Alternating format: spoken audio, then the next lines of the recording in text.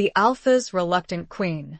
Valeria Ashworth had always heard the stories of the old ways, of the wild things that came from the mountains to claim their own. But she never thought she would be chosen.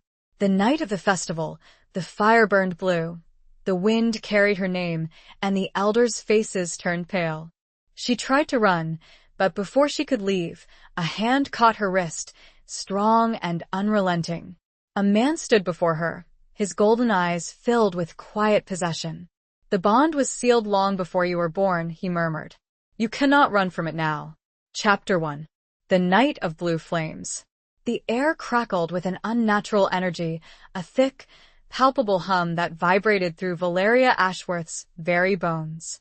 The annual Harvest Festival, usually a joyous occasion filled with laughter, music, and the comforting aroma of roasting meats, felt different this year. Ominously different.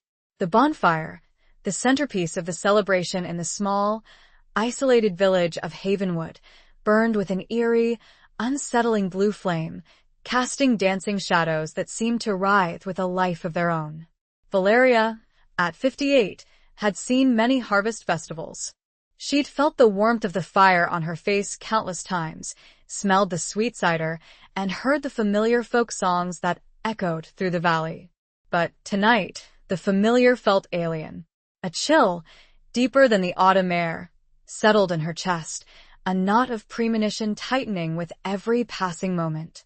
She shifted, the worn leather of her boots scuffing against the cobblestone path, her gaze drawn to the unsettling blue flames. Her silver hair, usually braided neatly, had come loose, strands escaping to frame her face, a face etched with the wisdom and weariness of a life lived fully, yet tinged with a lingering sadness. She'd lost her husband, Thomas, 10 years ago to a sudden illness, a loss that had carved a hollow space within her, a space she'd filled with quiet routines and the gentle companionship of her aging golden retriever, Honey. The village, nestled deep within a valley surrounded by towering, ancient mountains, had always been her sanctuary, a place of unchanging rhythm and predictable peace. Until tonight. The elders, their faces grim and lined with worry, stood near the bonfire, their hushed whispers carrying on the wind. Valeria caught snippets of their conversation. The old ways, the mountain's claim, a sacrifice her heart hammered against her ribs. She'd always dismissed the old stories, the legends of the creatures that roamed the mountains, the tales of women taken, of bonds forged in the shadows. They were just stories, weren't they? Ways to frighten children, to keep them close to the village, to prevent them from straying into the dangerous, untamed wilderness. Valeria, the voice of Elder Martha, the village's oldest and most respected member, cut through the night, sharp and insistent. Valeria turned, her gaze meeting Martha's, seeing a mixture of pity and fear. It was the fear that chilled her to the core. "Come, child. It is time." Valeria's throat tightened. "Time for what, Martha?" she asked, her voice barely a whisper, though she already knew, deep down, the answer. The feeling of dread had solidified into a cold, hard stone in her stomach. Martha didn't answer, simply extended a trembling hand. Around them, the villagers, her friends, her neighbors, averted their eyes, their faces etched with a mixture of sorrow and relief. The music had stopped. The laughter had died. The only sound was the crackling of the blue flames and the frantic beating of Valeria's heart. She looked at the fire, at the unnatural blue glow, and a shiver ran down her spine. She thought of Thomas, of his warm smile, of the life they had built together, a life that had been cruelly cut short.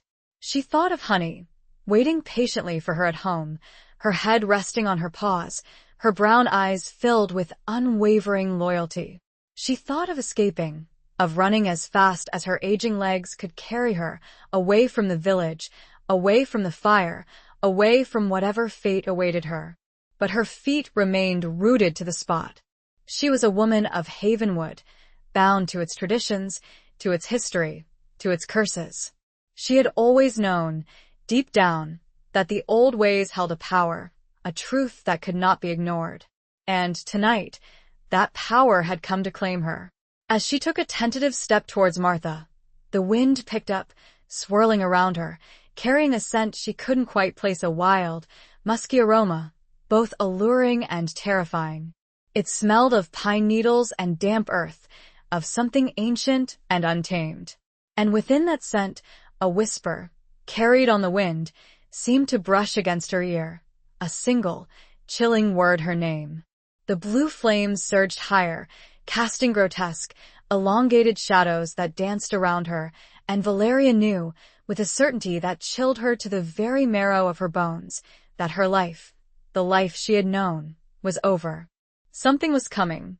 Something old, powerful, and inevitable. Something that was bound to her, connected to her by a force she couldn't comprehend, a force that had chosen her, marked her, claimed her. And all she felt was the fear of the unknown. This fear was replaced by a single question. Why? Chapter 2. A hand in the dark. Valeria tried to pull back, a surge of primal fear flooding her senses. It was a futile effort, a desperate, instinctive reaction against the inevitable. Elder Martha's grip, surprisingly strong for a woman her age, tightened on her arm, her wrinkled fingers digging in with an almost painful intensity. The murmuring of the villagers ceased, replaced by a silence so profound it was deafening. All eyes were on her, yet no one met her gaze. Shame, pity, and a strange sense of relief flickered across their faces. "It's no use, child," Martha whispered, her voice laced with a sorrow that mirrored Valeria's own growing despair. "The wind has spoken. The fire has chosen. You cannot defy the ancient ways." The ancient ways. Valeria had always scoffed at them, relegated them to the realm of folklore and superstition. She was a woman of reason, of practicality. She believed in what she could see, what she could touch, what she could understand. But the blue flames, the unnatural chill in the air, the palpable sense of dread that hung heavy over the village, it all defied reason. It spoke of a world beyond her comprehension, a world where the veil between reality and myth was thin, fragile, and easily pierced. A gust of wind, stronger than before, whipped through the village square, extinguishing the smaller torches that lined the perimeter, plunging the scene into near darkness. The only illumination came from the pulsating blue bonfire, casting eerie, dancing shadows that seemed to mock her fear. And then she heard it, a low growl, deep and resonant, emanating from the edge of the forest, a sound that resonated in her very bones. Panic clawed at her throat. She wanted to scream, to beg, to plead for someone, anyone, to help her. But her voice was trapped, choked by the terror that had taken root in her heart. She looked at the faces of the villagers, searching for a flicker of compassion, a hint of defiance against this ancient, cruel ritual. But there was nothing. Only resignation. And fear. The growl came again, closer this time, accompanied by the snapping of twigs and the rustling of leaves. Something was moving in the darkness, something large, something powerful, something inhuman. Valeria squeezed her eyes shut, bracing herself for the inevitable.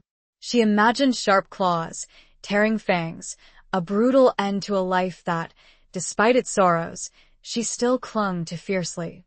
She thought of Thomas, of his gentle touch, of the love they had shared, a love that had been stolen from her too soon. She whispered his name, a silent prayer, a plea for strength, for courage, for peace. Then she felt it, a hand, large and strong, closing around her wrist. Not the rough, wrinkled hand of Elder Martha, but a hand that was calloused yet strangely gentle, radiating a heat that seemed to seep into her very bones. She opened her eyes, her heart pounding against her ribs like a trapped bird. Standing before her, silhouetted against the blue flames, was a man.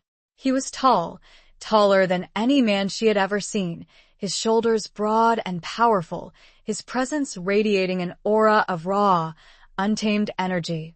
His face was obscured by the shadows, but she could see the glint of his eyes, a startling, luminous gold that seemed to pierce the darkness, holding her captive in their gaze.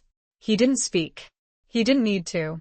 The silence was filled with a silent communication, a primal understanding that bypassed words, that spoke directly to her soul. She felt a pull, a strange, inexplicable connection to this man, a feeling that was both terrifying and fascinating. He tugged gently on her wrist, and she stumbled forward, her feet moving of their own accord, drawn towards him as if by an invisible force. Elder Martha released her grip, stepping back with a sigh of relief, her eyes fixed on the man with a mixture of awe and apprehension. The villagers remained silent, their faces pale in the flickering blue light. They knew who he was. They knew what he was. And they knew that Valeria was no longer theirs. She belonged to him now.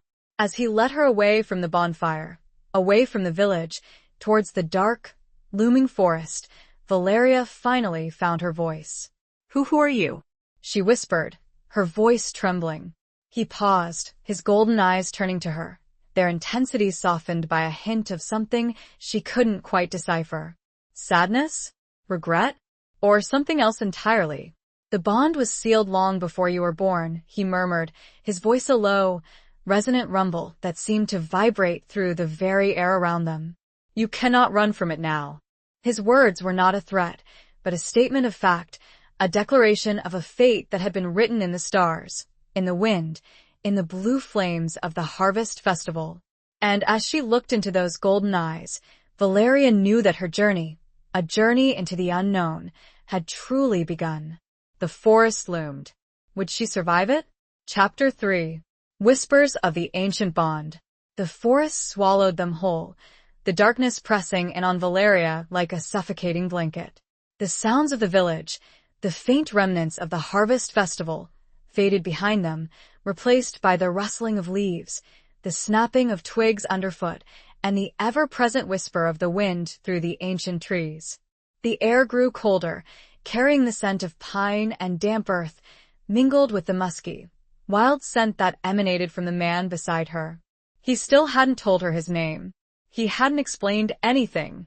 He simply walked, his hand firmly clasped around her wrist, leading her deeper and deeper into the wilderness.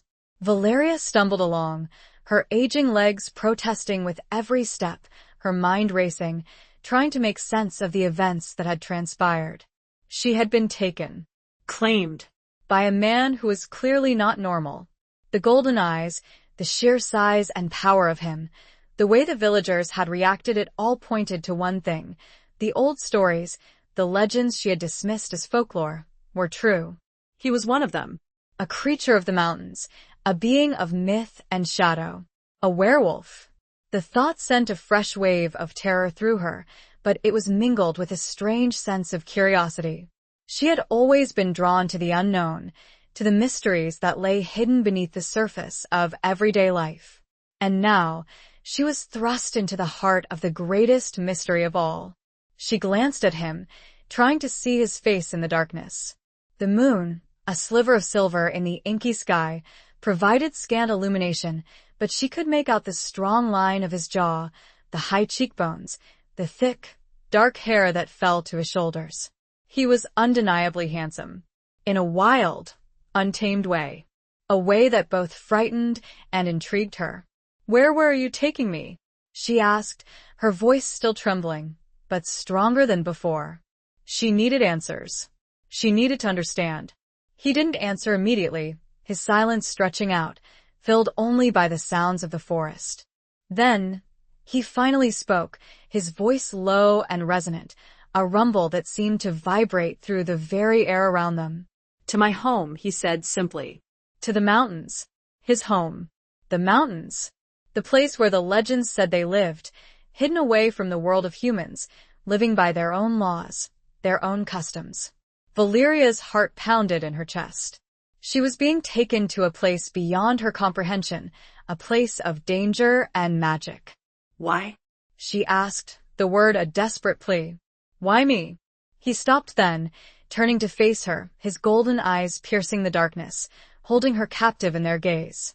She could see the faint glimmer of moonlight reflected in them, giving them an almost ethereal glow. He reached out, his hand brushing against her cheek, his touch surprisingly gentle, sending a shiver through her. "The bond," he said, his voice softer now, almost a whisper. "It calls to you. It calls to me." "It has been calling for centuries." The bond. He had mentioned it before, at the village. But what did it mean? What was this connection that he spoke of, this force that had drawn them together? I don't understand," she said, her voice shaking. "I don't know anything about a bond." He sighed, a deep, weary sound that seemed to carry the weight of ages. "It is an ancient pact," he explained, "made between our ancestors long ago. A promise, sealed in blood, to unite our bloodlines, to ensure the survival of our kind." Our kind. The words sent a chill down her spine. He was confirming what she had already suspected. He was not human. He was something other. Something wild, untamed, and potentially dangerous. "But I'm human," she protested, a desperate attempt to cling to the reality she knew, the reality that was slipping away with every passing moment. "I don't belong here. I don't belong with you." He tilted his head, his golden eyes studying her intently, as if searching for something deep within her soul. "You may be human in form," he said, "but your blood, it carries the echo of the ancient ways. It carries the mark of the wolf." The mark of the wolf. The words resonated with a strange familiarity, a feeling that she had heard them before, in dreams, in whispers, in the stories she had always dismissed as mere folklore. A sudden image flashed through her mind, a silver ring, an heirloom passed down through her family for generations, a ring she always wore, a ring with a strange, intricate design that resembled a wolf's head. She looked down at her hand, at the ring, now glowing faintly, silver against her skin. Is this a clue? A sign? Another mystery unfolded before her. Chapter 4. The Village of Whispering Pines. The journey continued for what felt like hours, a grueling trek through the dense forest, up winding mountain paths, over rocky terrain. Valeria's muscles ached, her lungs burned, and her breath came in ragged gasps. She was not a young woman anymore, and the physical exertion was taking its toll.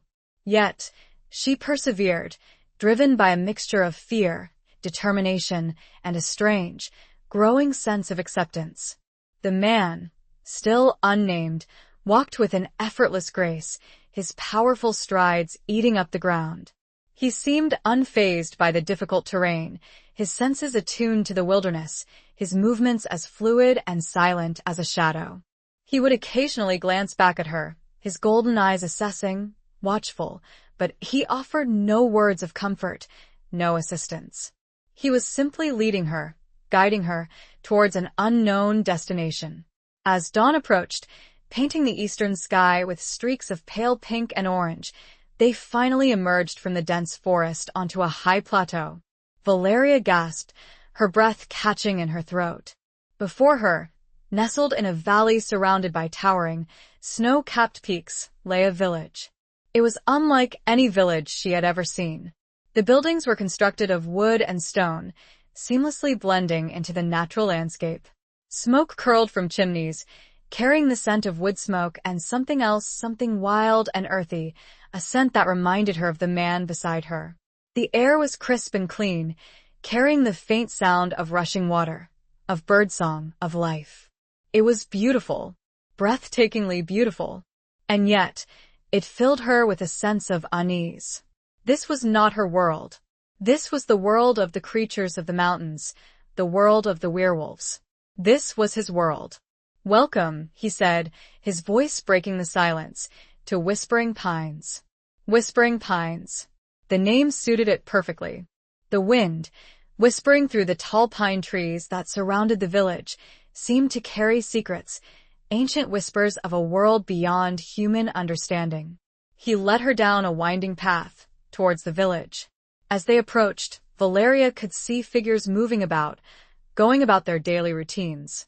They were people, or at least they appeared to be. They were dressed in simple, practical clothing made of leather and fur. They carried themselves with a grace and strength that was both familiar and alien. As they drew closer, the villagers stopped what they were doing, turning to stare at them.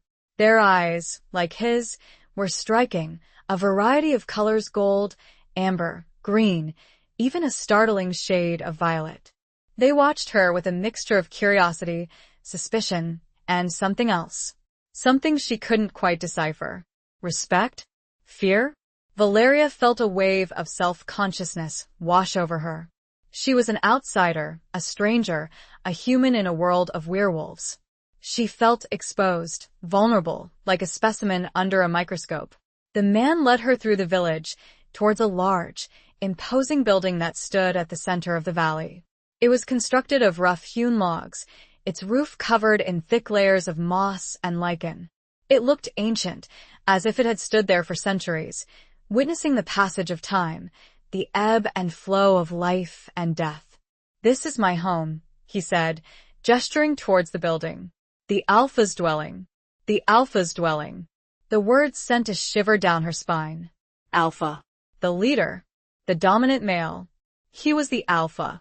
It explained the power he exuded, the respect, the fear he commanded. He pushed open the heavy wooden door, and Valeria stepped inside, her heart pounding in her chest. The interior was dimly lit, illuminated by flickering candles and the soft glow of a fire burning in a large stone hearth. The air was warm and smoky, carrying the scent of wood smoke, herbs, and him. The room was surprisingly rustic. Simple wooden furniture, animal furs draped over chairs and beds, weapons adorning the walls. It was a far cry from the cozy, comfortable home she had left behind in Havenwood. He turned to her, his golden eyes studying her intently. "You will be safe here," he said, his voice low and reassuring. "No one will harm you." Safe. The words seemed ironic, given her circumstances. She was a prisoner, a captive, a bride chosen against her will. But as she looked around the room, at the rough-hewn beauty of it, at the strength and power it represented, she felt a strange sense of calm, a sense of belonging, even. It was a feeling she couldn't explain, a feeling that defied logic, a feeling that both terrified and comforted her. He gestured towards a chair near the fire. "Rest," he said. "You must be tired." Valeria sank into the chair, her body aching with exhaustion. She closed her eyes, trying to make sense of the whirlwind of events that had brought her to this place. She was in a werewolf village, in the home of the Alpha, a man who claimed she was bound to him by an ancient pact. A man who was both terrifying and intriguing. Her entire world had changed in a night. As sleep started to claim her, she wondered what he would say next. Chapter 5.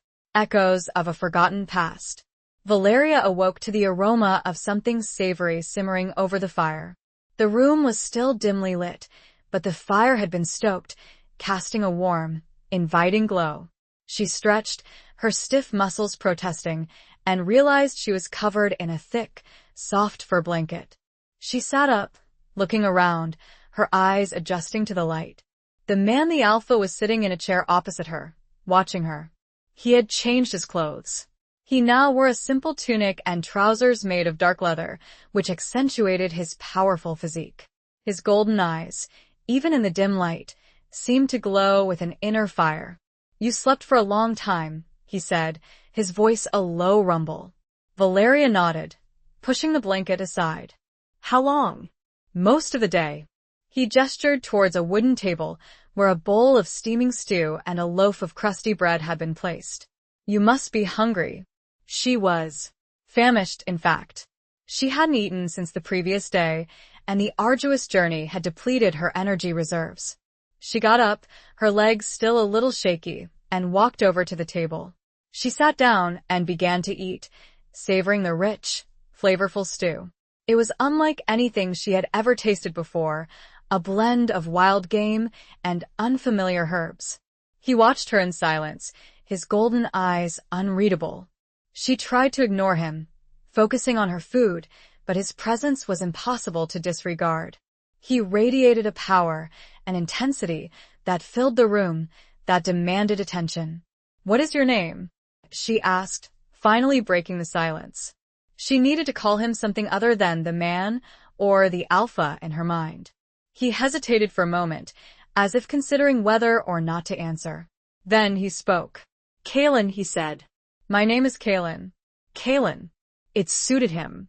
It sounded strong, wild, and ancient. Valeria, she said, offering her own name in return. He nodded, a slight inclination of his head.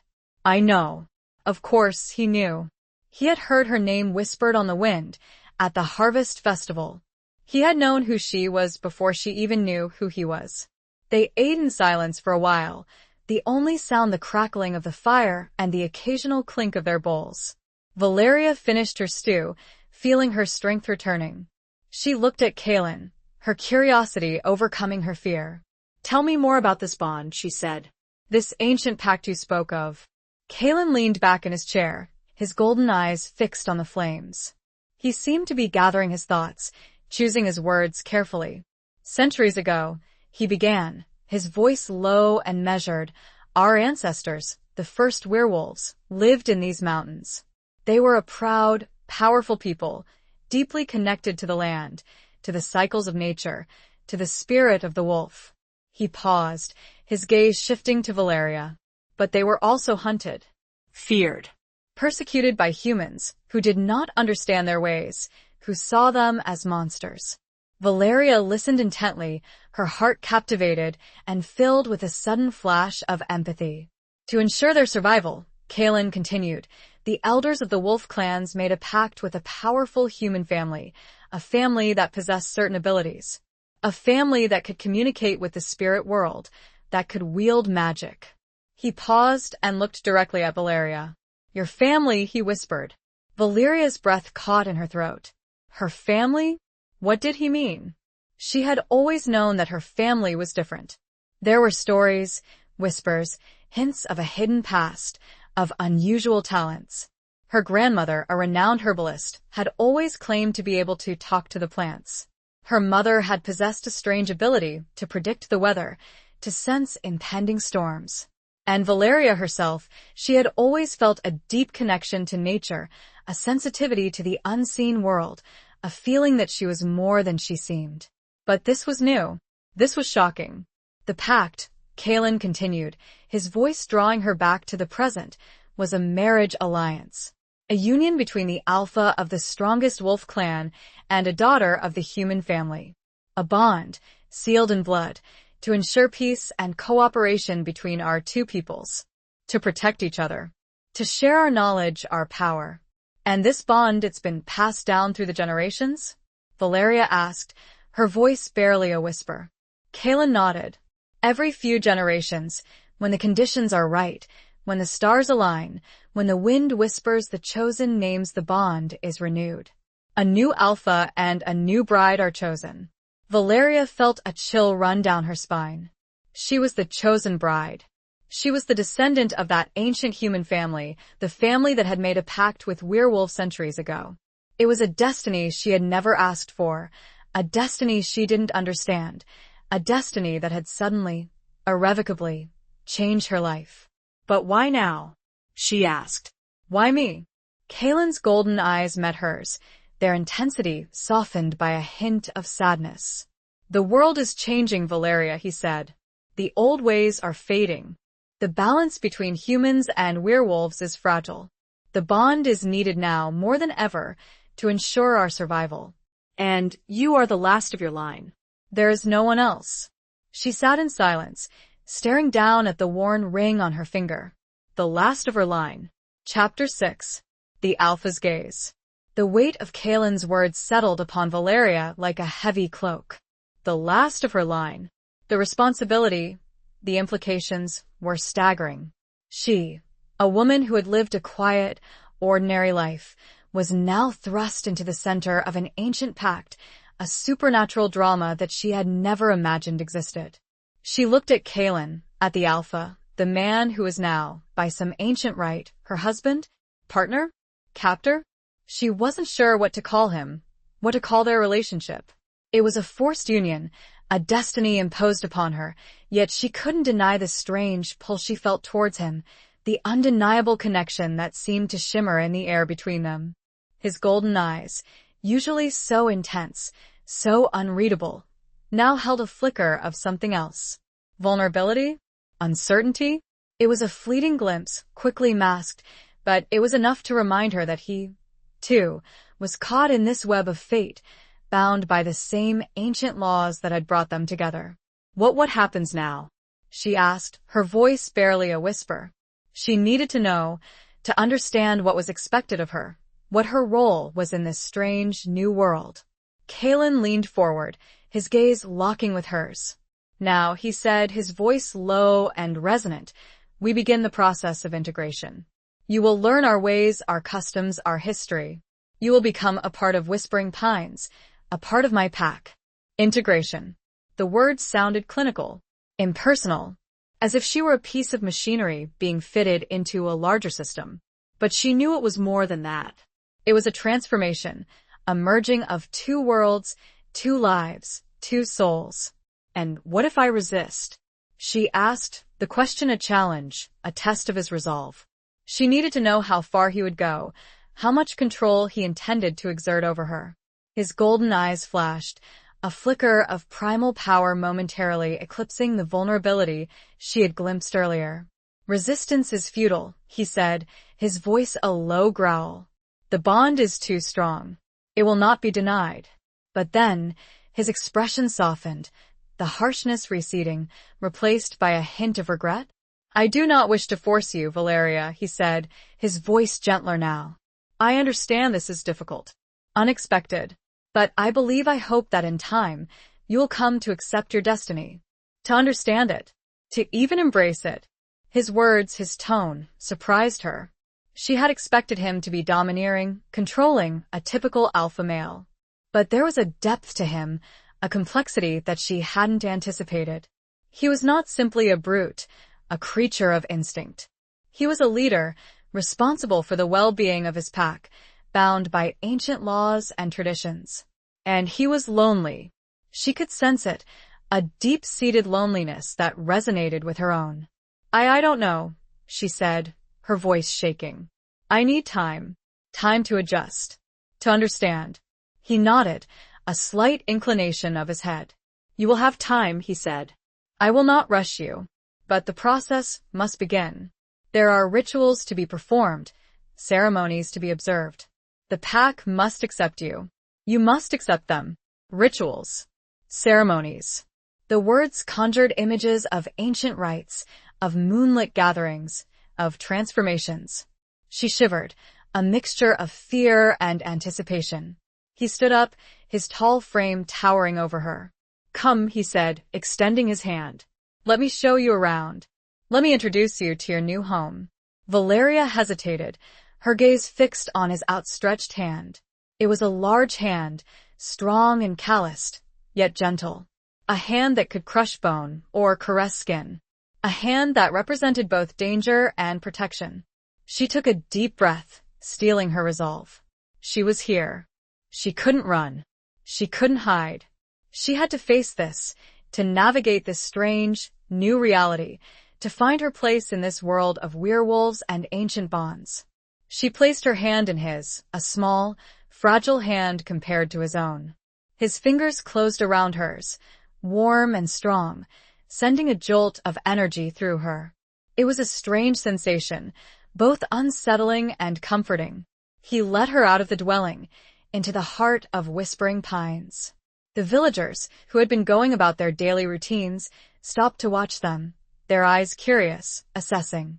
Kalen nodded to them, acknowledging their presence, but he didn't stop to introduce her. Not yet.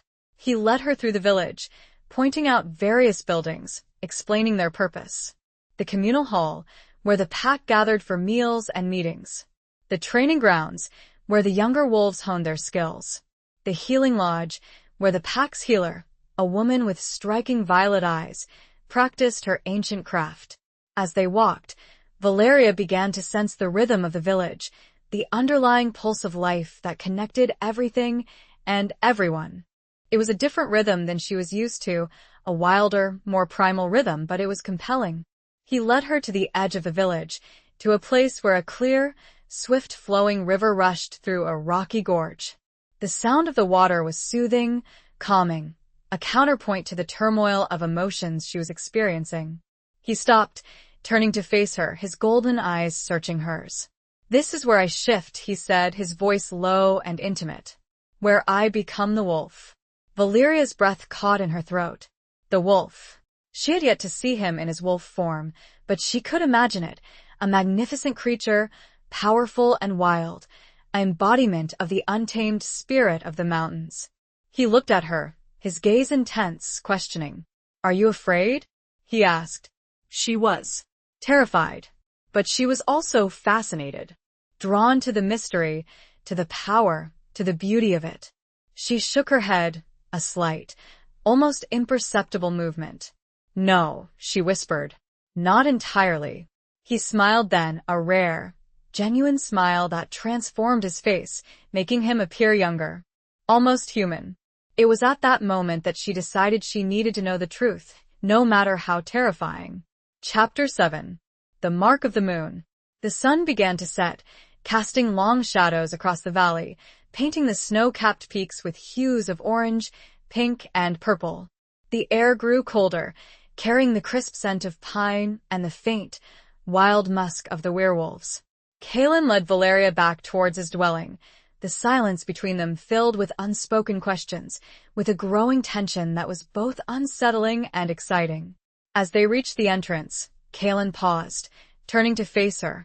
The last rays of sunlight caught his golden eyes, making them glow with an almost supernatural intensity. "Tonight," he said, his voice low and resonant, "is the full moon." Valeria's heart skipped a beat. The full moon. The time of transformation. The time when the werewolves were at their most powerful, their most wild. She had always been fascinated by the moon, felt a strange connection to its cycles, but now, the thought of it filled her with a mixture of fear and anticipation. What does that mean?" she asked, her voice barely a whisper. "It means," Kalen said, his gaze locking with hers, "that tonight, you will see me as I truly am. You will see the wolf." She shivered, not entirely from fear. There was a part of her, a hidden, primal part, that yearned to witness this transformation, to see the creature that lay beneath the surface of the man. He opened the door and led her inside. The fire had been stoked, casting a warm, flickering glow across the room. A large, fur rug had been placed before the hearth, and a silver bowl, filled with a clear, shimmering liquid, sat upon a low wooden table. "What is that?" Valeria asked, pointing to the bowl. "Moon water," Kalen replied. "Collected from the purest spring, under the light of the full moon. It enhances the transformation. It strengthens the bond." The bond. The ancient pact that had brought them together, the force that was both a blessing and a curse. Valeria felt a strange pull towards the bowl, a desire to touch the shimmering liquid, to feel its power.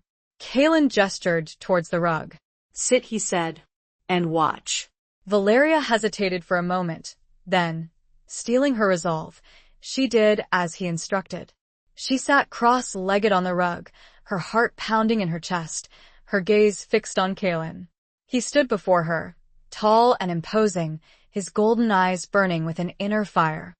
He began to unbutton his tunic, his movements slow and deliberate. He shrugged off the garment, revealing his bare chest, his powerful muscles rippling beneath his tan skin. Valeria's breath caught in her throat. He was magnificent, a perfect specimen of masculine strength and power. But there was more to it than that. There was a wildness to him, an untamed energy that radiated from his very being. He reached for the silver bowl, his fingers dipping into the moon water. He brought his wet fingers to his forehead, tracing a symbol upon his skin. A symbol that Valeria recognized, a symbol that was similar to the design on her silver ring. The mark of the wolf. Then, he began to chant, his voice low and guttural, a language she didn't understand, but that resonated deep within her soul. It was an ancient language, the language of the wolves, the language of the bond. As he chanted, the moon, now fully risen, streamed through the window, bathing the room in its silvery light. The air crackled with energy, with a palpable sense of anticipation. Valeria watched, transfixed, as Kalen's body began to change. His muscles rippled and contorted, his bones shifted and cracked, his skin fur, thick and dark, sprouted from his pores. His face elongated, his teeth sharpened, his golden eyes remained, but they were now the eyes of a wolf. The transformation was both terrifying and beautiful, a spectacle of nature's raw power, of ancient magic, of a world beyond human comprehension. Within minutes, the man was gone, replaced by a magnificent wolf. He was larger than any wolf Valeria had ever seen, his fur the color of midnight, his golden eyes glowing with an otherworldly light. He stood before her, a creature of myth and legend, a being of pure, untamed power. He lowered his head, his muzzle nudging her hand. A gesture of greeting? Acceptance? Valeria hesitated, then, slowly, tentatively, she reached out and touched his fur. It was thick and soft, surprisingly warm. She felt a jolt of energy pass through her, a connection, a spark of understanding. He let out a low rumble, a sound that vibrated through her very bones. It was not a growl of aggression, but a sound of recognition, of belonging.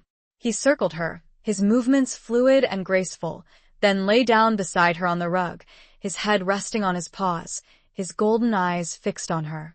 He was watching her, protecting her, accepting her. Valeria looked at him, at the magnificent creature that was Kalen, the alpha, the wolf. And she realized that she was no longer afraid. She was in awe. She was connected. She was a part of something ancient, something powerful, something magical. She had a long night ahead. Chapter 8. Scars of the Heart. The night passed in a blur of strange sensations and unsettling revelations. Valeria remained by Kalen's side, watching the wolf, studying his movements, his expressions, the subtle nuances of his communication. She felt a connection to him, a bond that transcended words, that spoke to a deeper, more primal part of her being. As the moon began to set, casting long, ethereal shadows across the room, Kalen stirred. The transformation reversed itself, slowly, painfully, his body contorting, his bones shifting, his fur receding, until he was once again human, lying naked on the rug, his body glistening with sweat, his breathing ragged. Valeria quickly covered him with a fur blanket, her cheeks flushed with a mixture of embarrassment and concern. She had never seen a man naked before, except for Thomas, her late husband, and the sight of Kalen's powerful, vulnerable body stirred something within her, a long-dormant longing that she had thought buried deep within her heart. He opened his eyes, his golden gaze meeting hers. He looked exhausted, Drained. but there was also a flicker of relief in his eyes, as if a burden had been lifted, a test passed. Did I frighten you?" he asked, his voice hoarse. Valeria shook her head. "No," she said, her voice soft. "You were magnificent." He smiled, a faint, weary smile that touched his eyes. "Thank you," he said. He sat up, pulling the blanket around him. He looked at her, his gaze searching hers. "It is not always easy," he said, his voice low and intimate. "The transformation, it takes a toll. It requires control, discipline." She nodded, understanding.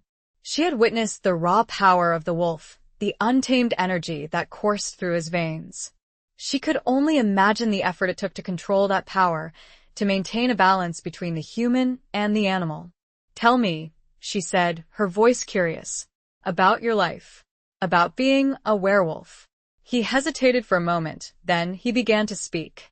He told her about his childhood, growing up in Whispering Pines, learning the ways of the pack, the skills of hunting, tracking, fighting.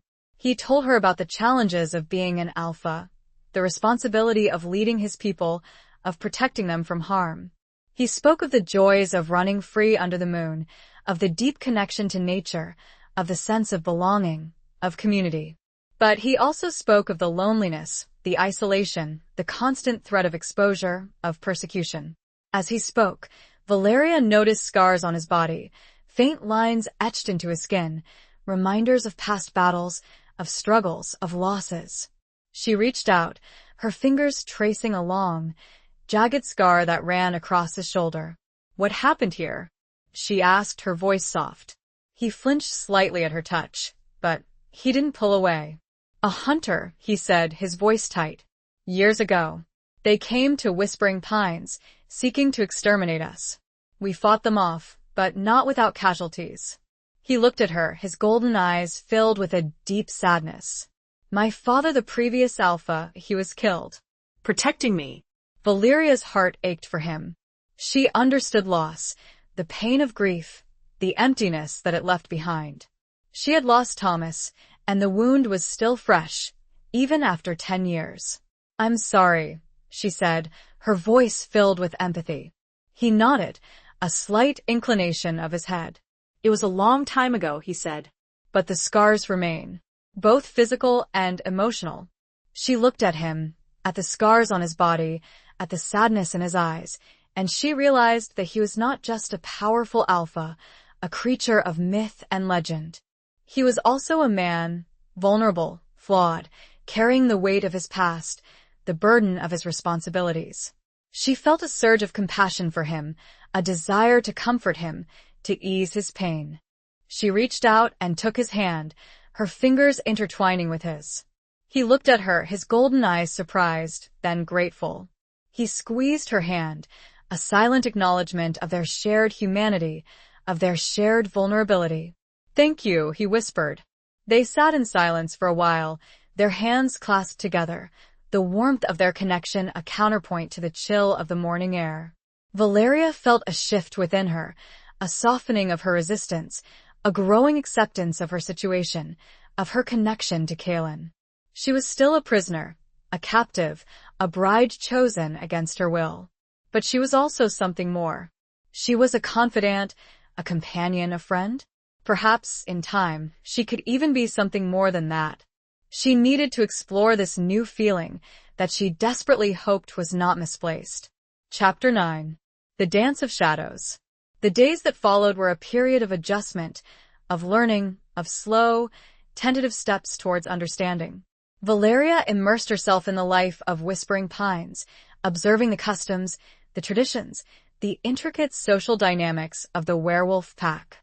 She learned about their history, their beliefs, their deep connection to the natural world.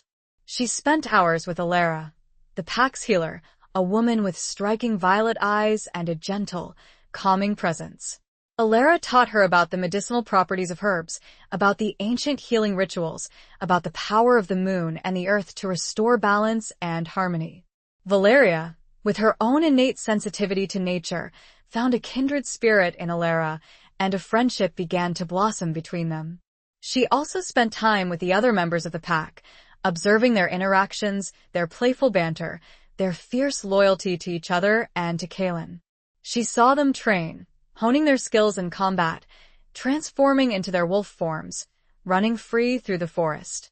She witnessed their strength, their agility, their grace, and she began to appreciate the beauty and power of their unique existence. But it was her interactions with Kaelin that were the most complex, the most challenging, the most intriguing. He was a constant presence in her life, her guide, her protector, her captor.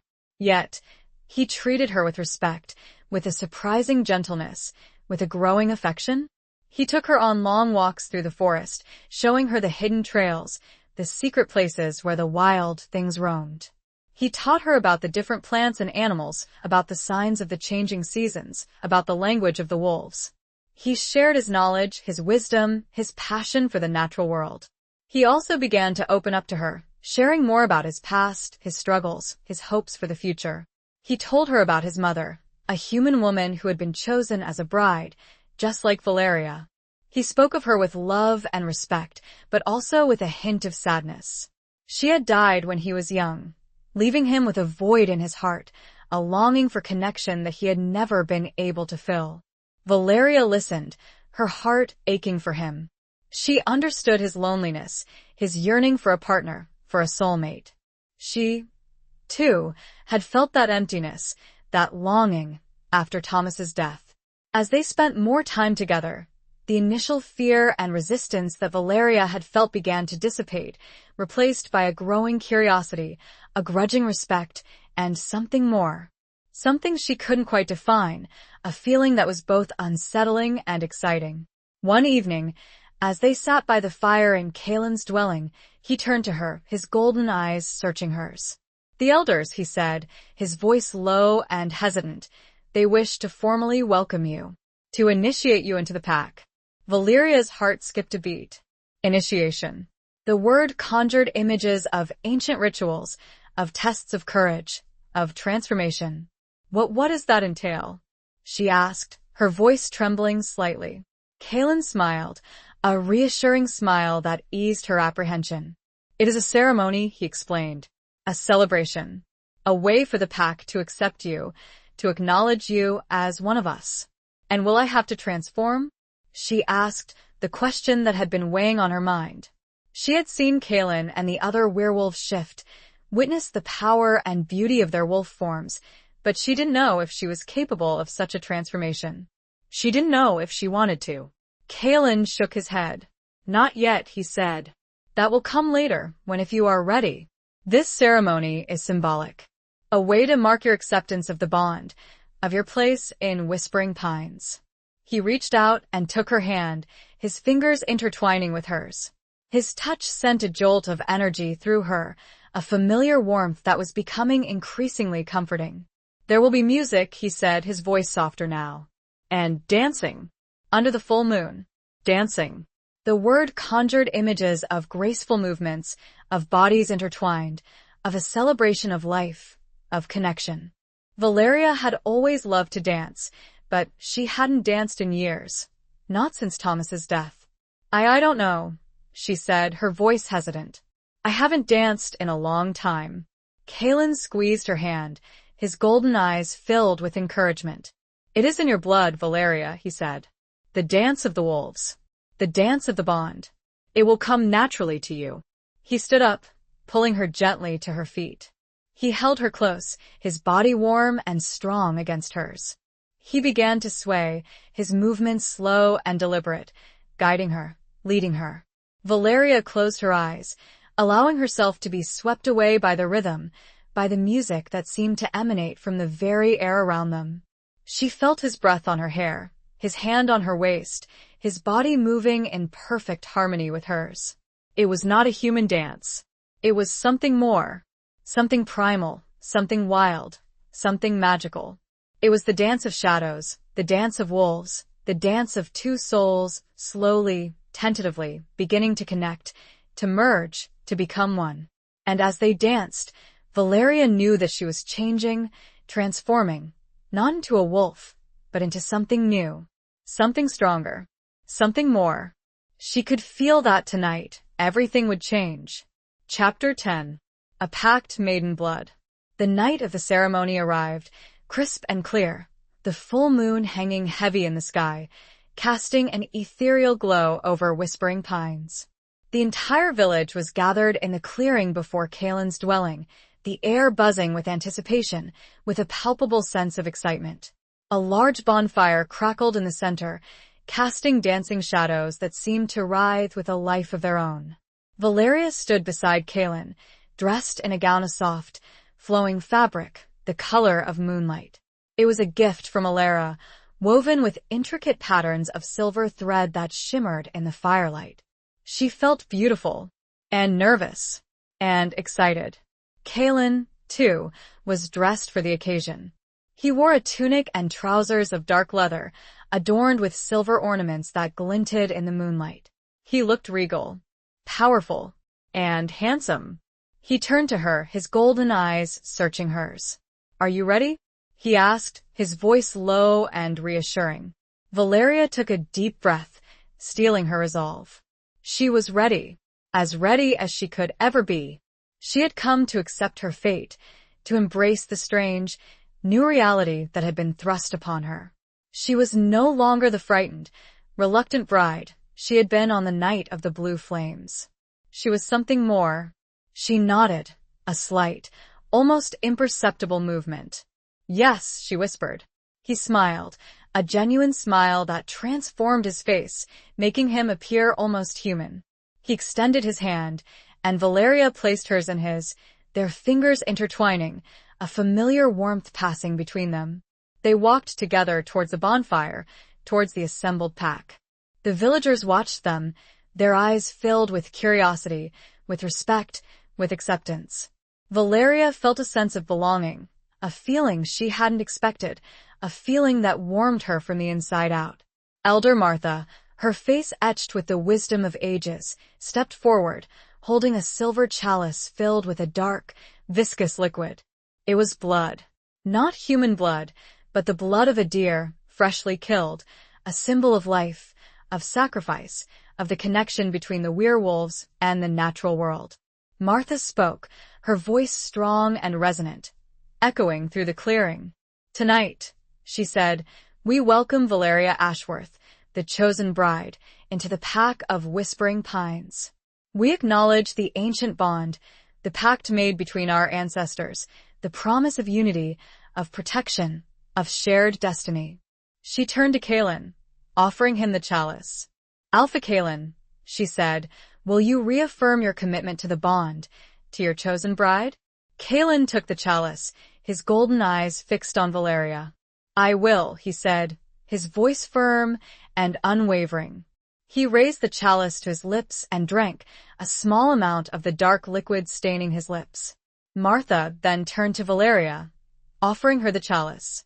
"Valeria Ashworth," she said, "will you accept the bond? Will you accept your place in Whispering Pines? Will you accept Alpha Kalen as your mate?" Mate. The word sent a shiver through Valeria. It was a loaded word, a word that implied intimacy, commitment, a joining of two lives, two souls.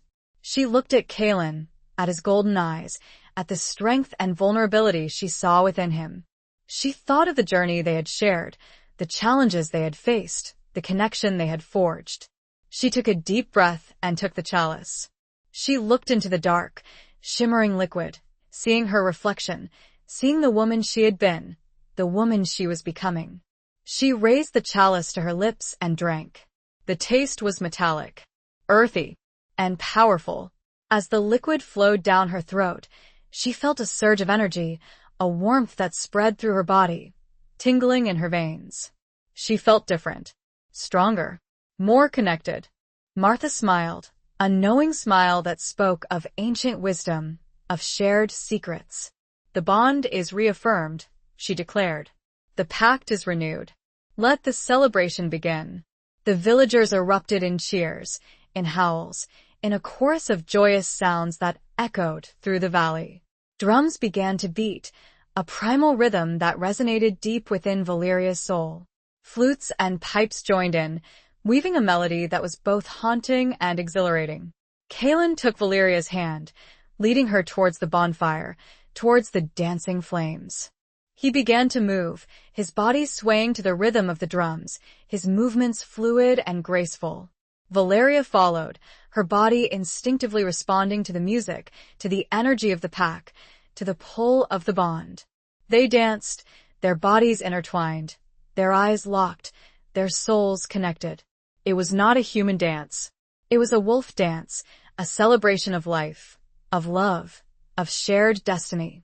It was a dance of shadows, a dance of moonlight, a dance of two hearts beating as one. As they danced, Valeria felt a sense of freedom, a sense of liberation she hadn't felt in years. She was no longer just Valeria Ashworth, the widow, the woman from Havenwood. She was Valeria, the chosen bride, the mate of the Alpha, a member of the Whispering Pines pack. She was a part of something larger than herself. Something ancient, something powerful, something magical. And in that very moment, she was no longer afraid. Chapter 11. The Hunter's Pursuit. The celebration lasted late into the night, a joyous, exuberant affair filled with music, dancing, feasting, and laughter. Valeria felt welcomed, accepted, embraced by the pack. She had found a new home, a new family, a new purpose. But as the moon began to wane, casting long, eerie shadows across the valley, a sense of unease began to creep into the festivities. Kalen, his senses always attuned to the slightest change in the environment, stiffened, his golden eyes scanning the surrounding forest. "What is it?" Valeria asked, sensing his apprehension. He didn't answer immediately, his focus fixed on the darkness beyond the firelight. Then he spoke, his voice low and urgent. Hunters, he said. They're near. Hunters. The word sent a chill down Valeria's spine. She remembered Kalen's scars, the story of his father's death. The hunters were a constant threat, a reminder of the hatred and prejudice that the werewolves faced from the outside world. The music stopped. The dancing ceased. The laughter died. The villagers, their faces grim, their eyes alert, gathered around Kalen, awaiting his orders. How many? Asked Gareth, Kalen's second in command, a tall, powerfully built werewolf with fierce amber eyes. At least a dozen, Kalen replied. Heavily armed. A dozen. It was a significant force, a serious threat to the safety of Whispering Pines. Valeria felt a surge of fear, not just for herself, but for Kalen, for the entire pack. We will fight, Kalen declared, his voice ringing with determination. We will protect our home. We will protect each other. The villagers responded with a chorus of growls, of howls, of fierce agreement. They were ready to fight, to defend their territory, their way of life. Kalen turned to Valeria, his golden eyes filled with concern. You must stay here, he said. In the dwelling. It is the safest place. Valeria wanted to protest, to argue, to stand by his side, to fight alongside him. But she knew he was right. She was not a warrior. She would only be a liability in a fight. Be careful, she whispered, her voice trembling. He nodded, a slight inclination of his head. He leaned in and kissed her, a brief, fierce kiss that spoke volumes of his love, his protectiveness, his commitment. Then, he turned and joined the other werewolves, disappearing into the darkness, towards the edge of the forest, where the hunters awaited. Valeria watched them go, her heart pounding in her chest. She felt helpless, useless, trapped in a whirlwind of fear and uncertainty. She wanted to run after them, to help, to do something, but she knew she couldn't. She had to trust Kalen, to trust the pack, to protect themselves.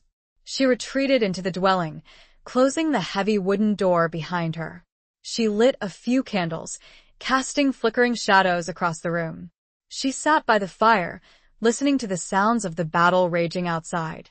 She heard growls, snarls, the clash of weapons, the cries of pain. She imagined Kalen, fighting fiercely, protecting his pack, risking his life for the people he loved. She prayed.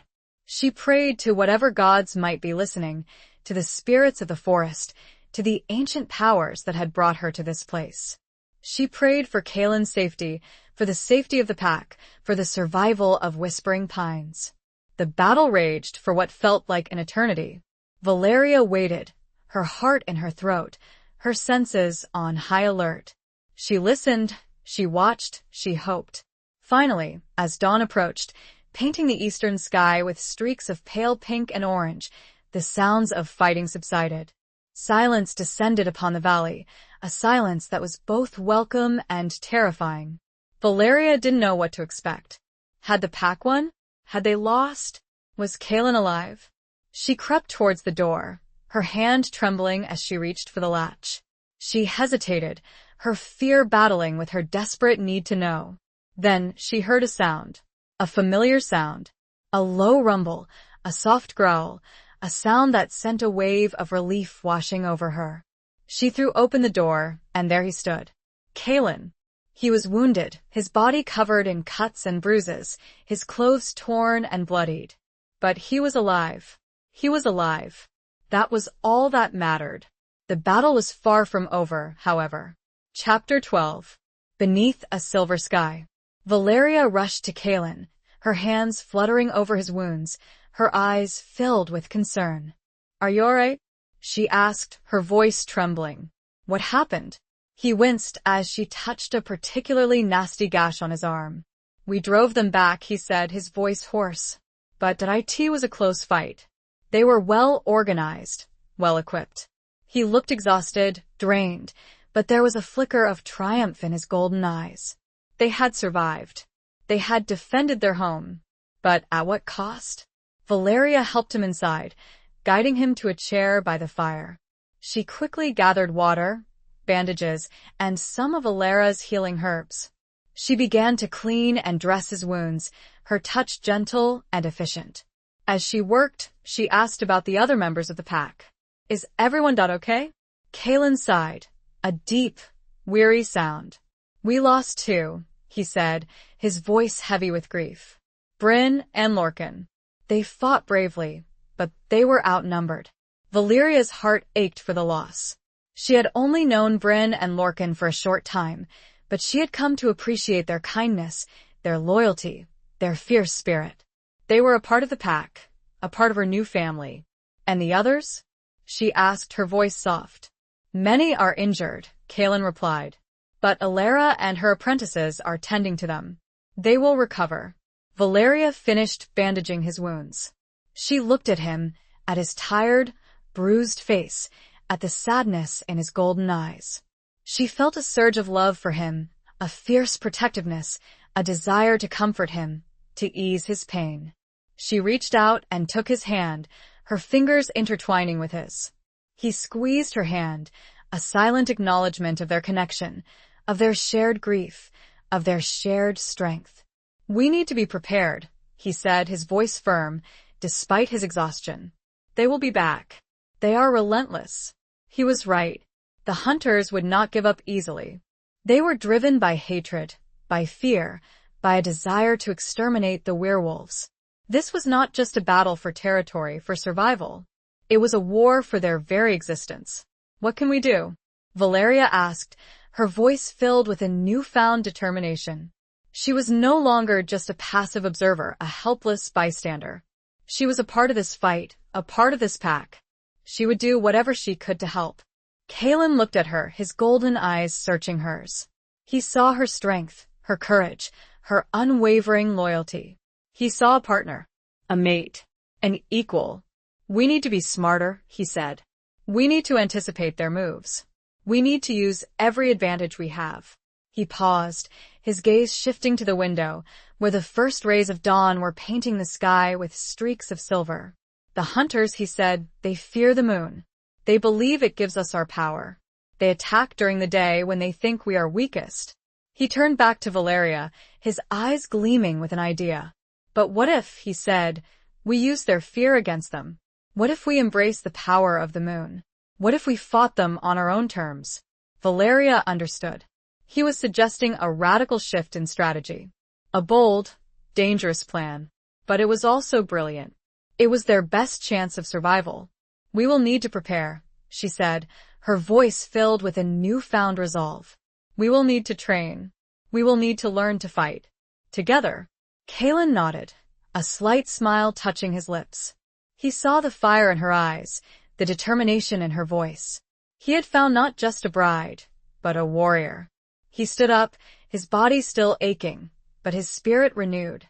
He looked at Valeria, his golden eyes shining with love and admiration.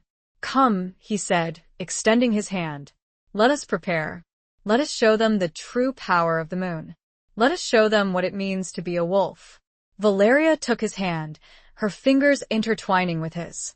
She felt a surge of energy, a connection to Kalen, to the pack, to the ancient power that flowed through their veins. They walked out of the dwelling, into the dawn, beneath a silver sky. They walked together, united, determined, ready to face whatever challenges lay ahead. They were wolves, and they would not be hunted. They would fight. They would survive. They would prevail. The next battle, the one they would now instigate, was coming. Chapter 13. The Language of Wolves. The following weeks were a period of intense preparation, of training, of honing their skills, of forging a stronger bond between the human and werewolf worlds. Valeria, under Kalen's guidance, began to learn the ways of the pack, the secrets of the forest, the language of wolves. It was not just about physical strength, about learning to fight. It was about understanding the wolf within, about connecting to the primal instincts, about embracing the power of the moon. It was about learning to see, to hear, to smell, to sense the world in a way she had never imagined possible. Kaelin taught her to track, to follow the faintest scent, to read the signs of the forest, to anticipate the movements of her prey or her enemies. He taught her to move silently, to blend into the shadows, to become one with the wilderness.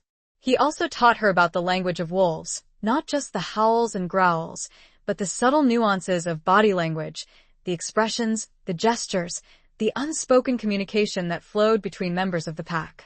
He taught her to understand the meaning of a flick of an ear, a twitch of a tail, a shift in posture, a glint in the eye. Valeria discovered a natural aptitude for these skills, a hidden talent that had lain dormant within her for years. Her innate sensitivity to nature, her connection to the unseen world, allowed her to quickly grasp the intricacies of the wolf language, to communicate with Kaelin and the other members of the pack on a deeper, more primal level.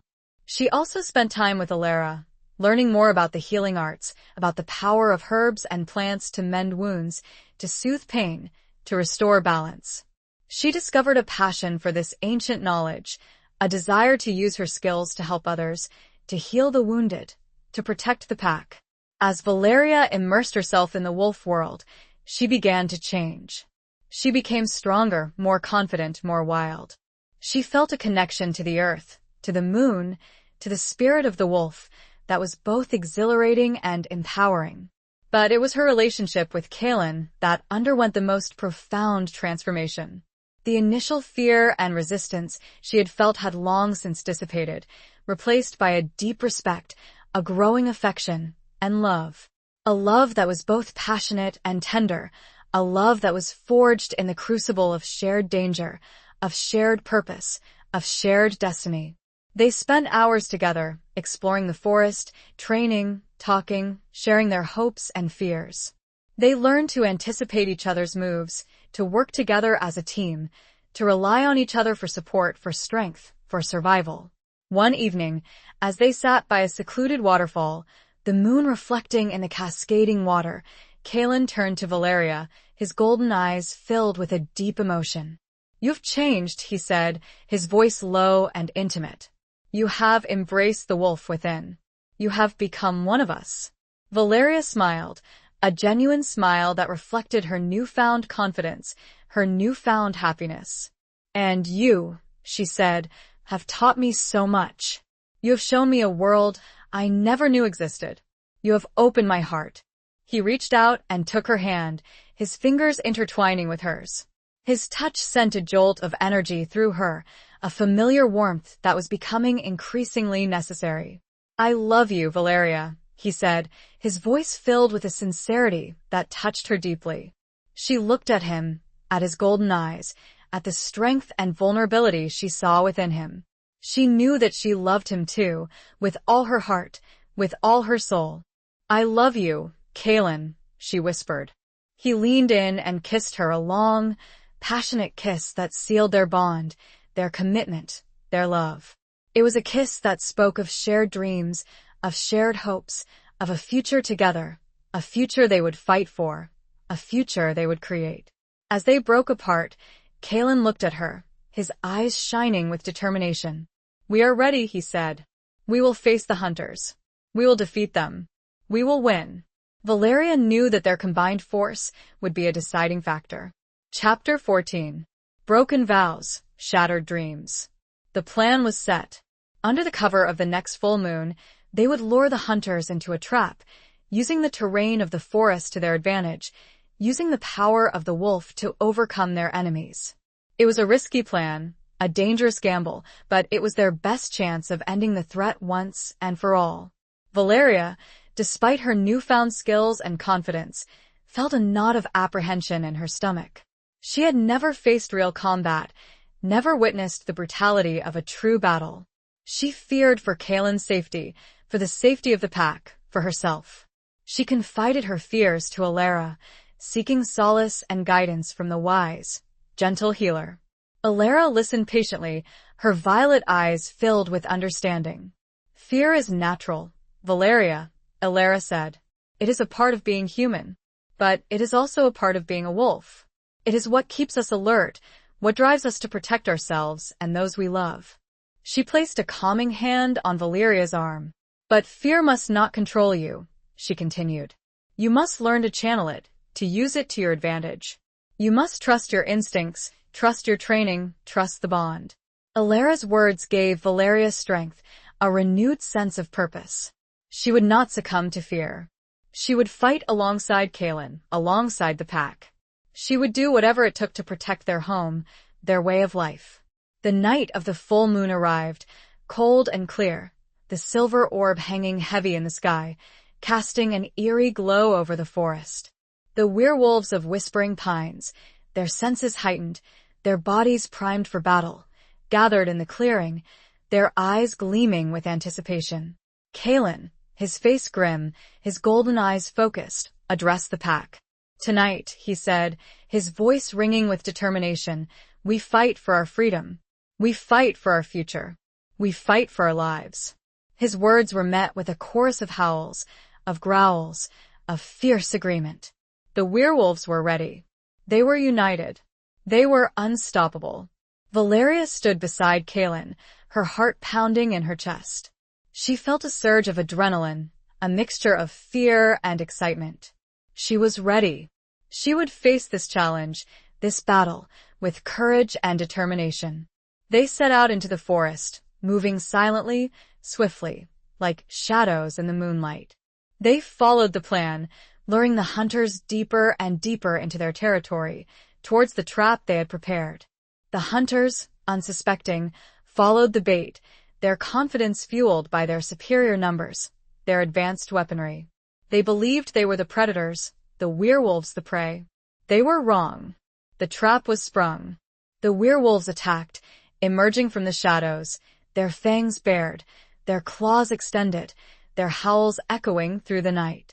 The battle was fierce, brutal, a clash of ancient instincts and modern technology. Valeria, fighting alongside Kaelin, discovered a strength she never knew she possessed. She moved with speed and agility, using her knowledge of the forest, her understanding of the wolf language, to her advantage. She fought with the ferocity of a cornered animal, protecting her mate, protecting her pack. But the hunters were not easily defeated.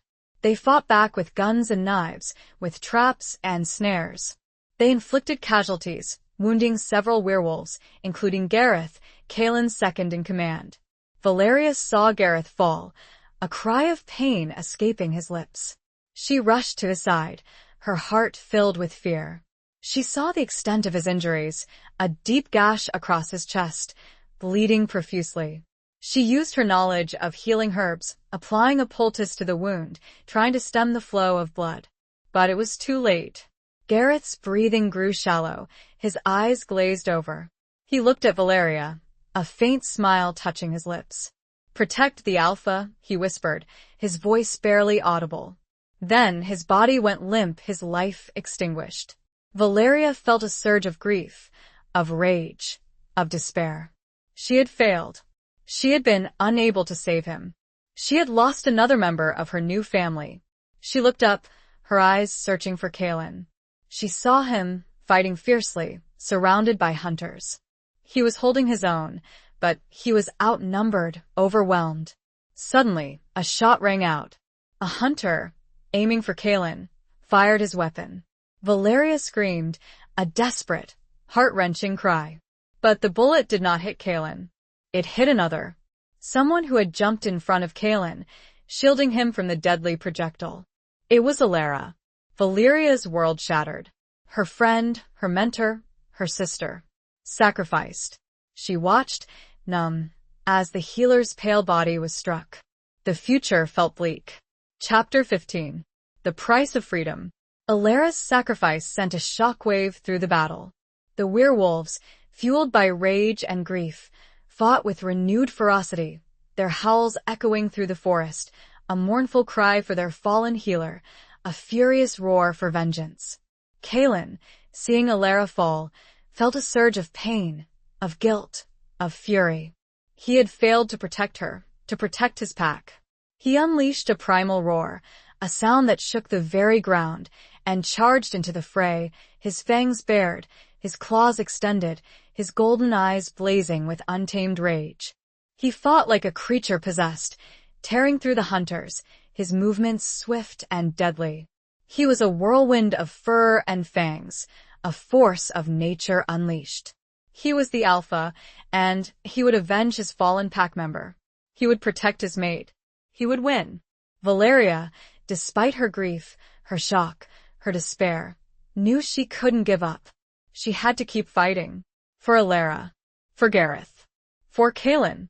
For the future of Whispering Pines. She rejoined the battle, her movements fueled by adrenaline, by a fierce determination to survive, to protect those she loved. She fought with a newfound savagery, a primal instinct taking over, guiding her movements, sharpening her senses. The tide of the battle began to turn. The hunters, overwhelmed by the werewolf's ferocity, their morale shattered by Alara's sacrifice, began to falter. They retreated, fleeing into the forest, pursued by the vengeful wolves. The battle was won, but at a terrible cost. The clearing was littered with the bodies of the dead and wounded, both human and werewolf. The air was thick with the scent of blood, of death, of loss. Valeria searched for Kaelin, her heart pounding in her chest. She found him, kneeling beside Alara's body, his head bowed, his shoulders shaking with grief. She rushed to his side, kneeling beside him, placing a comforting hand on his back. He looked at her, his golden eyes filled with a pain that mirrored her own. She saved me, he whispered, his voice hoarse. She took the bullet that was meant for me. Valeria nodded, tears streaming down her face. She knew. She had seen it. Alara's selfless act of sacrifice had saved Kaelin's life, but it had cost her own. They sat there, together, amidst the carnage, mourning the loss of their friend, their healer, their family. The victory felt hollow, empty, tainted by the bitter taste of loss. The other werewolves gathered around, their faces grim, their eyes filled with sorrow. They had won the battle, but they had paid a heavy price. The price of freedom, the price of survival, was often measured in blood and tears. They carried Alara's body back to Whispering Pines, placing her on a pyre built of fragrant wood. They lit the pyre, the flames rising high into the night sky, carrying her spirit to the ancestors, to the realm of the wolf. They stood in silence, watching the flames consume her body, their hearts filled with grief, with respect, with love. They would never forget her. They would never forget her sacrifice. They would honor her memory by continuing to fight, to protect their home, their way of life. As the flames died down, Kaelin turned to Valeria, his golden eyes filled with a mixture of sadness and determination. "We will rebuild," he said, his voice firm. "We will heal. We will remember." He took her hand, his fingers intertwining with hers. He squeezed her hand, a silent acknowledgement of their shared grief, of their shared strength, of their love. They walked away from the pyre, away from the ashes of the past, towards the dawn, towards a future that was uncertain, but filled with hope. They would face the challenges ahead, together. They would honor the sacrifices of the fallen. They would prevail. The loss stung deeply, but the resolve remained. Chapter 16. A Heart Unveiled. The days following the battle were somber, filled with mourning, healing, and rebuilding. Whispering Pines, once a vibrant, joyous community, was now shrouded in a veil of grief, the echoes of loss resonating through the valley. Valeria, despite her own pain, threw herself into the task of tending to the wounded, using her knowledge of healing herbs, her innate empathy, to comfort and soothe those who were suffering. She worked tirelessly alongside the remaining healers, providing care, offering solace, sharing the burden of grief. She also spent time with Kaelin, supporting him, comforting him, helping him to navigate the difficult task of leading his pack through this period of loss and uncertainty. He was strong, resilient, but she could see the pain in his golden eyes, the weight of responsibility that rested heavily on his shoulders. He blamed himself for Alara's death, for Gareth's death, for the injuries sustained by the other members of the pack. He felt he had failed them, failed to protect them, failed to live up to the expectations of his role as alpha.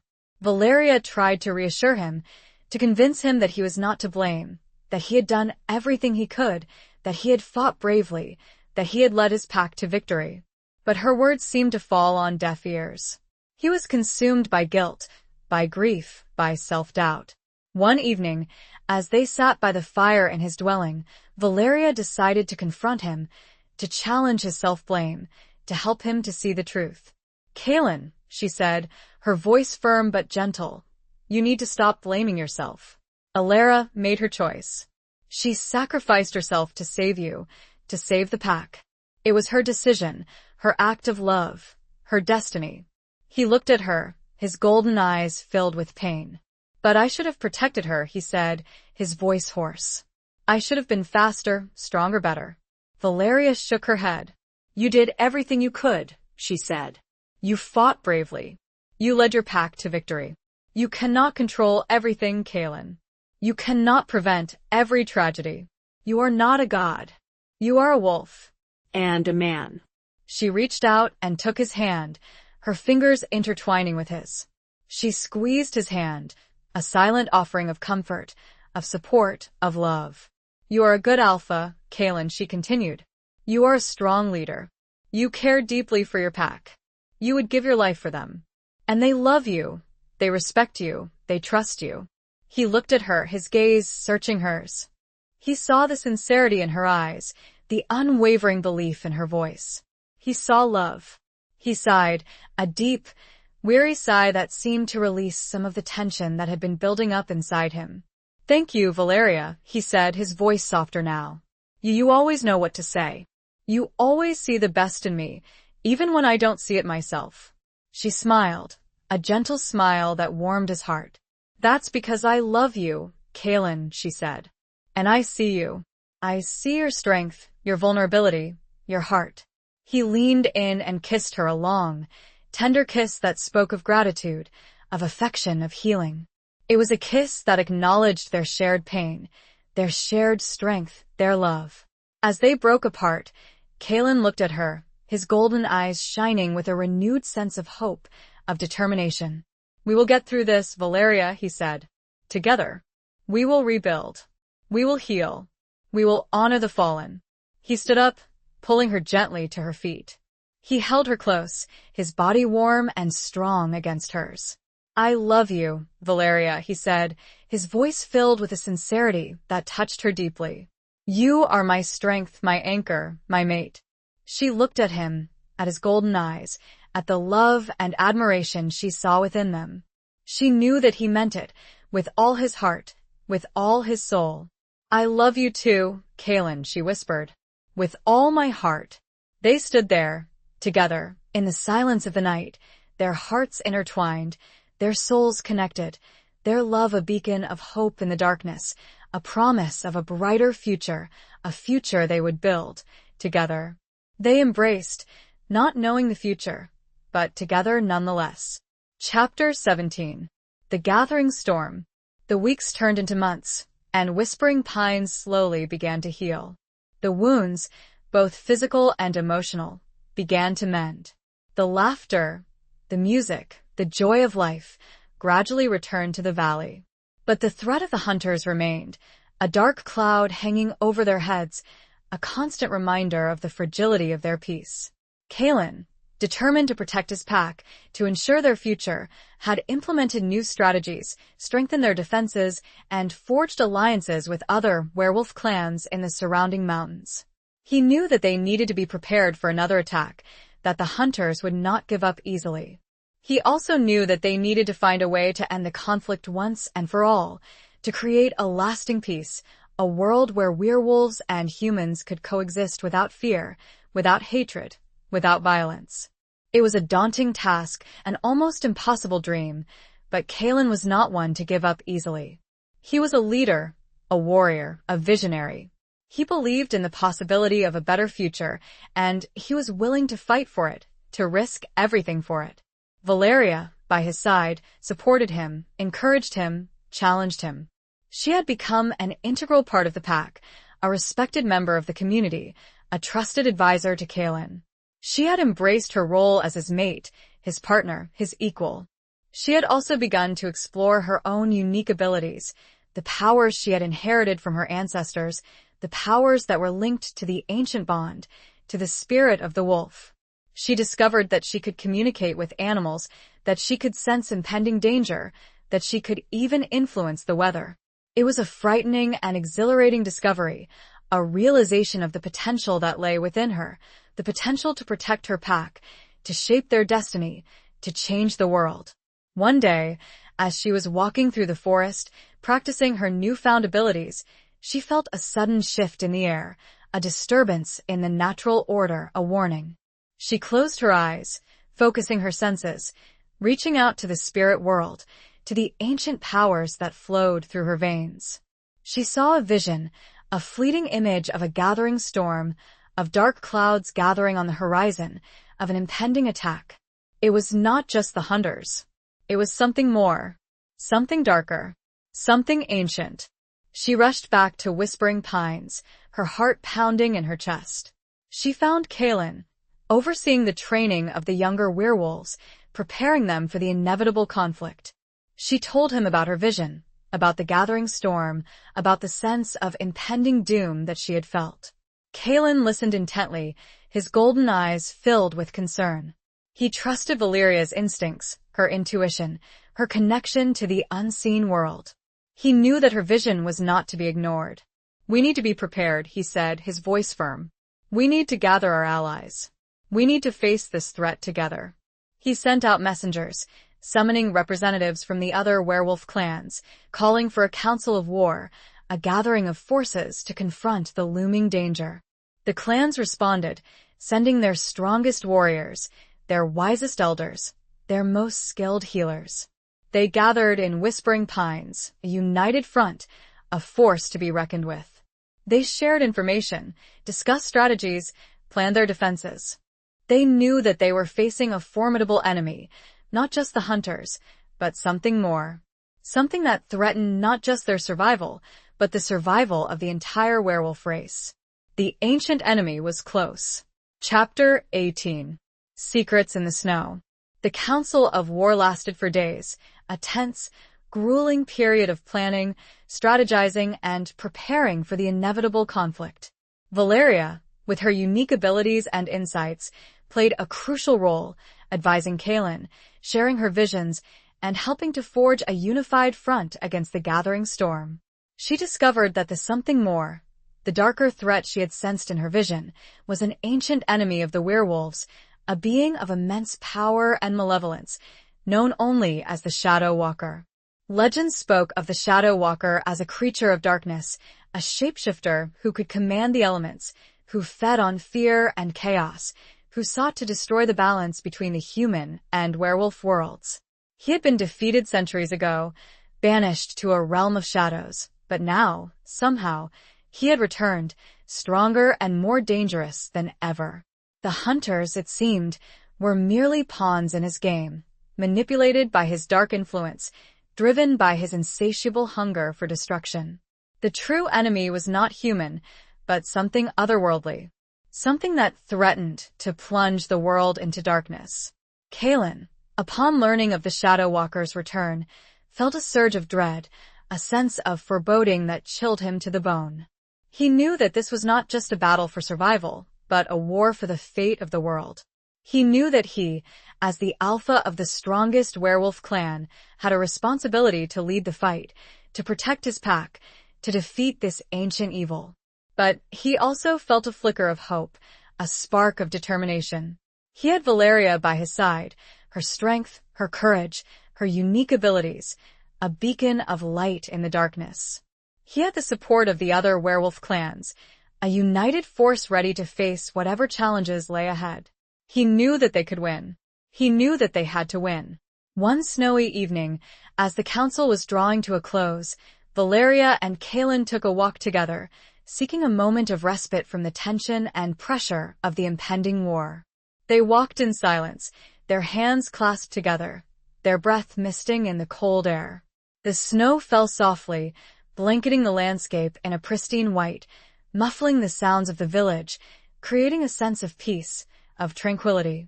It was a deceptive peace, a fragile illusion, masking the looming danger, the gathering storm. As they walked, Valeria felt a sudden chill, a prickling sensation on her skin, a warning. She stopped, her gaze fixed on a snow-covered ridge in the distance. What is it?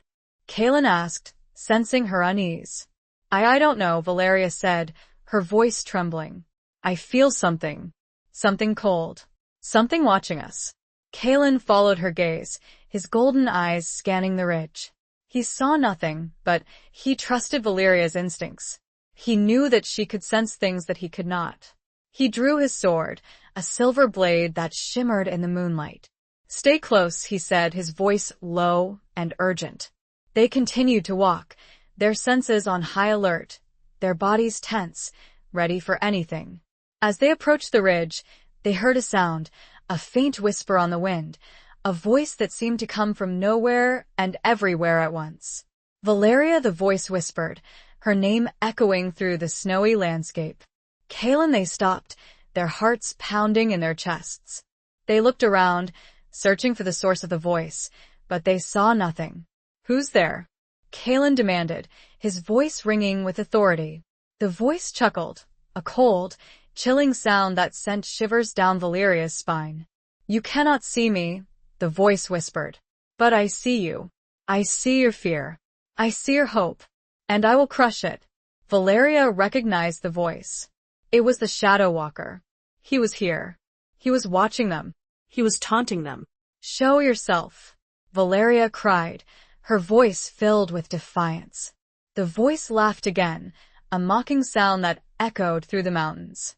Soon, the voice whispered. Very soon. You will face me. You will face your doom. Then, the voice faded, the silence returning, the snow falling softly, blanketing the landscape in a deceptive peace. Kaelin and Valeria stood there, frozen in place, their hearts filled with dread, with uncertainty, with fear. They knew that the final confrontation was near. They knew that their lives, their love, their future, hung in the balance. The secrets in the snow held a darkness that would change them. Chapter 19. The Ritual of Binding. The encounter with the Shadow Walker solidified their resolve. They knew they were facing an enemy unlike any they had encountered before, a being of immense power and darkness. They needed to be prepared, not just physically and strategically, but spiritually. Kaelin, recalling ancient lore and forgotten rituals, proposed a ceremony of binding, a ritual to strengthen their connection, to enhance their powers, to unite their souls in a way that would make them a formidable force against the Shadow Walker. It was a risky ritual, a dangerous undertaking, but it was their best hope of defeating the ancient evil that threatened to consume them. It required a deep level of trust, of vulnerability, of love. It required a willingness to surrender to each other, to merge their essences, to become one. Valeria, despite her initial apprehension, agreed. She trusted Kaelin, she loved him, and she believed in the power of their bond, in the strength of their connection. She was willing to risk everything, to sacrifice anything, to protect him, to protect their pack, to save the world. They prepared for the ritual, gathering the necessary ingredients, seeking the guidance of the elders, and choosing a sacred location, a hidden clearing deep within the forest, a place where the veil between the human and spirit worlds was thin, where the power of the moon was at its strongest. On the night of the full moon, they gathered in the clearing, surrounded by the elders of the pack, their faces illuminated by the silvery light, their eyes filled with a mixture of hope and apprehension. Kaelin and Valeria stood before a stone altar, their hands clasped together, their hearts beating in unison. They were dressed in simple white robes, their bodies adorned with ancient symbols, their faces painted with the mark of the wolf. The elders began to chant, their voices low and resonant, a language that predated human history, a language that spoke to the primal forces of nature, to the spirit of the wolf. The air crackled with energy, with a palpable sense of anticipation, of power. The moon, hanging heavy in the sky, seemed to pulsate with a silvery light, bathing the clearing in its ethereal glow. Kaelin and Valeria began to speak, reciting ancient vows, pledging their love, their loyalty, their lives to each other. They spoke of their shared destiny, of their commitment to protect their pack, to defeat the Shadow Walker, to create a better future. As they spoke, their voices intertwined, their words merging, their souls connecting. They felt a surge of energy, a warmth that spread through their bodies, tingling in their veins. They felt different, stronger, more connected. The elders raised their hands, channeling the power of the moon, directing it towards Kaelin and Valeria. The light intensified, surrounding them in a shimmering aura, a cocoon of pure energy. Valeria felt herself floating, lifting off the ground, her body weightless, her spirit soaring. She saw Kaelin, his golden eyes shining with an otherworldly light, his body radiating power, his essence merging with hers. They were becoming one, their souls intertwining, their hearts beating as a single rhythm, their destinies forever linked. They were no longer just two individuals, but a unified force, a beacon of light in the darkness, a symbol of hope in a world consumed by fear. The ritual reached its climax, a blinding flash of light, a surge of energy that shook the very ground beneath them. Then silence. The light faded, the chanting ceased, the energy dissipated. Kaelin and Valeria stood before the altar, their bodies still glowing faintly, their eyes locked, their souls bound. They had completed the ritual. They had become one. They knew that the final confrontation was imminent. They knew that they were ready. They would face the Shadow Walker together. They would fight for their love, for their pack, for the world. The binding ritual had worked, enhancing both. Chapter 20. The Final Confrontation of Hearts. The air crackled with anticipation, with a sense of impending doom, as Kaelin and Valeria, along with the united werewolf clans, prepared for the final confrontation with the Shadow Walker. They had gathered their forces, honed their skills, strengthened their bond, and now, they stood on the precipice of a battle that would determine the fate of their world. Valeria, her senses heightened by the ritual of binding, felt the Shadow Walker's presence, a cold, malevolent force that pressed upon her like a suffocating blanket. He was close. He was waiting. He was ready. She looked at Kaelin, his golden eyes shining with determination, his body radiating power, his spirit unwavering. He was her anchor, her strength, her love. She knew that they would face this challenge together, that they would fight side by side, that they would prevail, or die trying. They led the werewolves out of Whispering Pines, towards the place where Valeria had sensed the Shadow Walker's presence, a desolate, windswept plateau high in the mountains, a place where the veil between worlds was thin, where the forces of darkness gathered.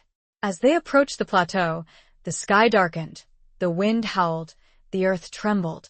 The Shadow Walker was making his presence known, unleashing his power, attempting to intimidate them, to break their resolve. But they did not falter. They were united. They were strong. They were bound by love and destiny. They would not be deterred. They would not be defeated. They reached the plateau, and there he stood, the Shadow Walker. He was not a creature of flesh and blood, but a being of pure darkness, a swirling vortex of shadows, his form constantly shifting, his eyes burning with a cold, malevolent light. He was surrounded by the hunters, their faces twisted with fear and hatred, their weapons glinting in the fading light. They were his puppets, his slaves, their wills consumed by his dark influence. "You have come," the Shadow Walker whispered, his voice echoing across the plateau, a chilling sound that sent shivers down Valeria's spine. "You have come to your doom." Kaelin stepped forward, his sword drawn, his golden eyes blazing with defiance. "We have come to end your reign of terror," he said, his voice ringing with authority. "We have come to protect our world. We have come to defeat you." The Shadow Walker laughed, a cold, mocking sound that echoed through the mountains. "You cannot defeat me," he said. "I am eternal. I am unstoppable." Valeria stepped forward, standing beside Kaelin, her hand clasped in his, their bond a source of strength, of power, of love. "We are not afraid of you," she said, her voice clear and strong. "We are united. We are strong. We are bound by destiny. The Shadow Walker's eyes narrowed, his gaze fixed on Valeria. He sensed the power within her, the power of the ancient bond, the power of the wolf, the power of love. He knew that she was the key, the one who could tip the balance, the one who could defeat him. "You," he whispered, his voice filled with a mixture of hatred and fear. "You are the one, the chosen bride, the bane of my existence." He unleashed his power, a wave of darkness that swept across the plateau, engulfing the werewolves, threatening to consume them. But Kaelin and Valeria stood firm, their bond a shield against the darkness, their love a beacon of light in the storm. They raised their hands, channeling their combined power, their intertwined souls, their love. A surge of energy erupted from them, a wave of pure light that clashed with the darkness, creating a blinding explosion, a shockwave that shook the very foundations of the mountains. The battle had begun. The werewolves, inspired by Kaelin and Valeria's courage, fought with renewed ferocity, their howls echoing through the mountains, a challenge to the darkness, a testament to their unwavering spirit. The hunters, caught between the two opposing forces, fought with a desperate, frantic energy, their fear driving them, their wills enslaved by the Shadow Walker. The battle raged, a chaotic clash of light and darkness, of good and evil, of love and hate. The outcome hung in the balance, the fate of the world resting on the shoulders of two lovers, bound by destiny, united by love, fighting for survival. Valeria and Kaelin moved like two halves of the same being.